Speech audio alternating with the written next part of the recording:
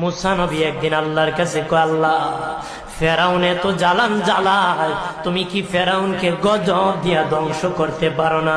আমার আল্লাহ কো, মুসা আমি ফেরাউনকে 4টা কারণে গজব দেই না। কয় কারণে? ফেরাউনকে 4টা কারণে গজব দেই না।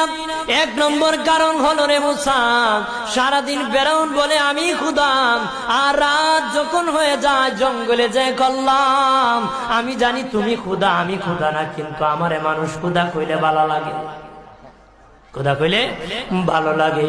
প্রভু, তাই তুমি বিরক্ত হইয়া আমার উপর গজব দিও না।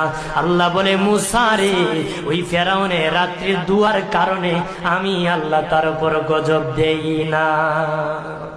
2 নম্বর কারণ হলো, আরে মুসা, তোমার মুখে দাড়ি, ফেরাউনের মুখে দাড়ি, তোমার বরণের জুব্বা